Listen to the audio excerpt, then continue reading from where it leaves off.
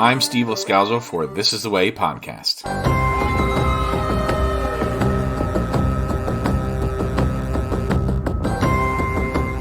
Welcome to the podcast. It's the 2 BBY story arc First Impressions podcast for Andor, a Star Wars story on Disney+. This block of episodes 7, 8, and 9 take place sometime a year after the events of 4, 5, and 6. The first 3 episodes of the second season all debuted Tuesday, April 22nd, 2025. The next 3, Tuesday, April 29th. And these for the third quarter of the season, 7, 8, 9, they became available on May 6th. Episodes drop around 9 p.m. Eastern Time in the U.S. each week, and now there's just 1 week left.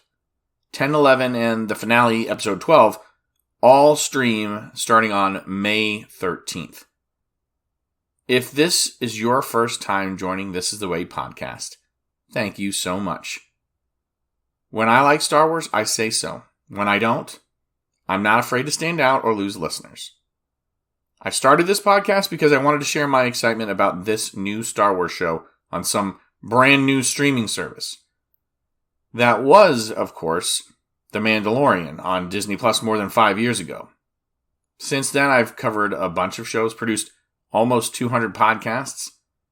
We're up to Andor now, and that's why you're here, of course. If you're ready to hear my first impressions of the stories that we got on May 6th, stay tuned. On program. Tony Gilroy, showrunner, delegated this story arc's writing to his brother Dan Gilroy. He wrote Messenger, Who Are You, and Welcome to the Rebellion. Dan's no slouch. This is not nepotism here. He wrote and directed Nightcrawler that starred Jake Gyllenhaal. He did the story for Real Steel and worked on the screenplay for The Bourne Legacy and Kong Skull Island. And those are his credited works on IMDb. Oh yeah, he also wrote the fantastic Aldhani arc for Season 1 of Andor. The director for this block is a new one for this season. Ariel Kleiman handled episodes 1 through 6, and now Janusz Metz. He directed Borg vs. McEnroe, the 2017 movie. He has an episode of True Detective on his IMDb page. And it's most likely his war film, Armadillo, that got him this gig. The thematic elements of that movie definitely can be seen here in these 3 episodes of Andor.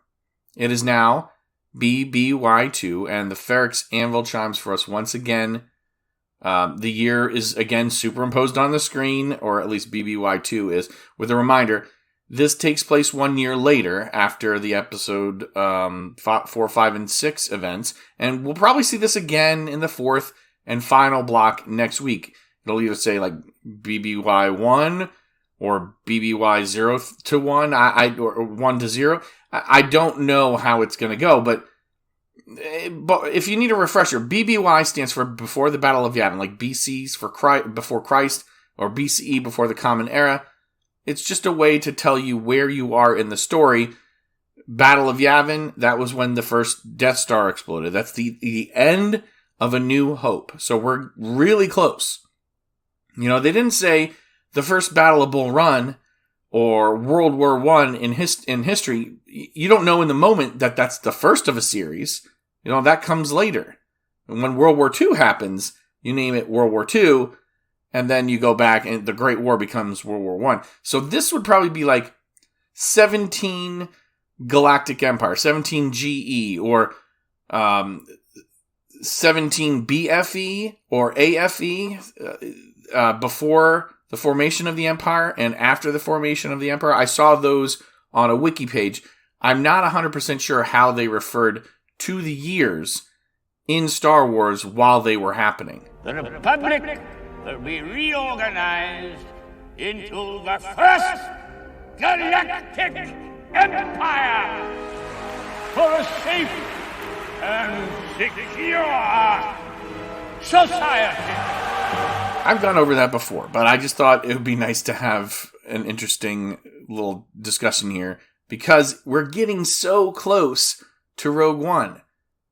In addition to what we saw in the episodes, I may talk about documentary segments that got released along with the story block Andor Declassified, there's 3 episodes out now. This week's new behind-the-scenes segment is just called Star Wars. So, Andor Declassified, Star Wars. Last week, it was called World Building, and the week before was Time, and each of those focused on the story arc with which it was released. So, don't watch those unless you've seen the episodes that they're associated with, but definitely watch those if you're up to date. There is some amazing insight in those, and I don't know if there's an official podcast that goes out with those episodes, but if you're listening to us, that's probably why. You're probably listening to hear those little nuggets of information that went into the production or into the filming or the writing, and it's very important. I think I must watch those before I sit down to start to write our podcast episodes for This Is the Way podcast. In Gorman, we used the camera droids. We'd seen these before, never as a practical effect. We'd seen them as a digital effect in the prequels. Each episode in this arc gets longer. So if you include the original Andor theme music at the start of each episode, you're going to end up watching about 2 hours and 7 minutes of TV. But if you skip the themes from Bertel and Roberts, you still watched about 2 hours and 5 minutes of TV. Don't let the hour runtime in episode 9 fool you. There's 2 minutes and 40 seconds of previously on footage. It's a lot. But you're getting almost 50 minutes of action. That is, unless you have to sit through commercials. The runtime for the BBY2 story arc is about the same as BBY4, the first 3 episodes, and it's about 13 minutes less than last week's arc, BBY3. We've gotten about 6.5 hours of Star Wars so far. That's like getting a more than 2-hour movie each week. You think anybody's listening? Well, this is a First Impressions podcast, so let's get to my first impressions. Let's get to it. I think the controversies are behind us, at least for now. Nothing really stood out as disappointing for me like it did last week. First and foremost, I had heard during Star Wars Celebration, Tony Gilroy mention this is the story arc where K2SO came to be. And I think after watching, it could have been done a little bit better, but I don't really have an answer for how. I know it was shown differently in a Marvel one-shot comic, and I think I spoke about that in one of the previous episodes from last week. I don't really care if they retcon a comic book. I know some people do, and I know Disney claimed that everything that went forward was going to be canon, but I just want it to be done right. And I didn't hate this, but it wasn't. I think it could have been better. I don't know how. I just think it could have been better. I think there's some poetry to how Vel spares Sam's life. She could have easily just taken out her frustrations and killed him after Cinta died. But then that act of mercy comes through because Sam saves Cassian, and then not only that, he provides him with his KX droid buddy. So there is something to that. I didn't mind that aspect to it. Let's put it that way. The next item that I was watching for was if the Gilroys were going to ignore what Star Wars Rebels did. For much of episode 9, I thought, yeah, they're just throwing that all out. The tone doesn't match. Like, you can't watch Andor Season 2, Episode 9, and then go immediately watch Rebels and think that you're watching the same universe here. The tones are different. Animation and live action are just never going to mesh perfectly, but the events do make sense. I know, listen, the writing of the speech is a little different from what we see in the hologram and then what we see in live action, but Tony Gilroy and Dan Gilroy, they're better writers. They just are.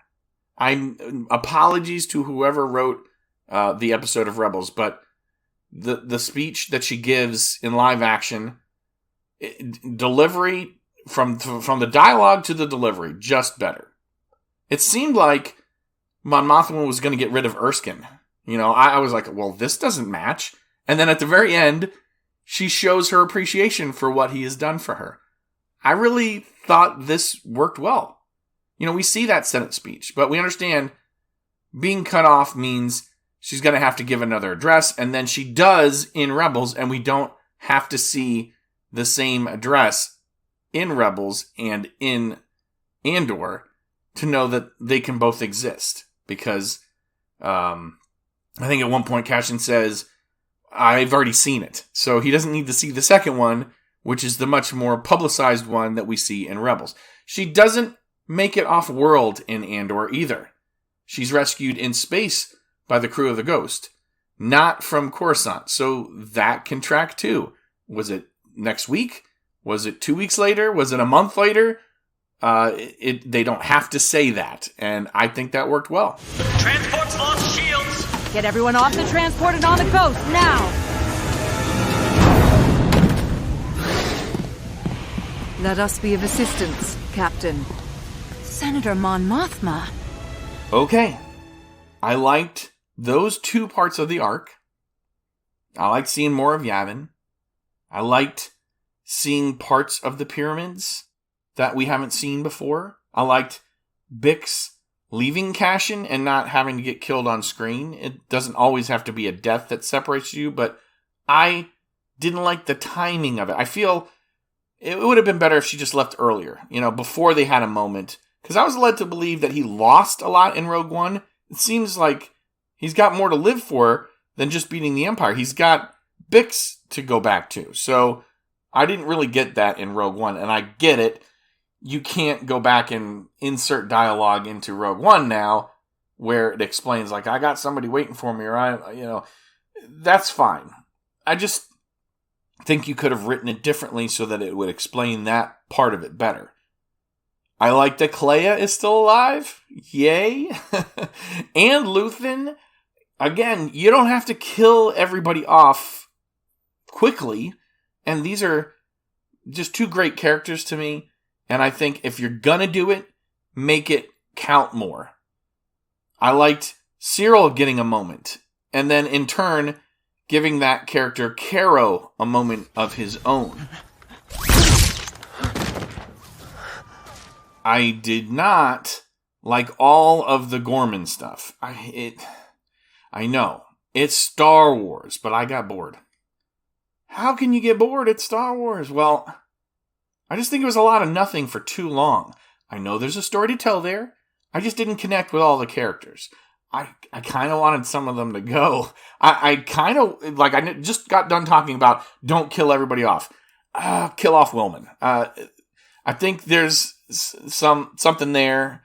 I didn't like him in the arc, but more than that, I think he's served his purpose. And again, you don't have to kill off everybody, but I think I would have liked a little bit more cost, a little bit more isolation for Cassian, even before we get to the stuff of Rogue One. Now, okay, I get it.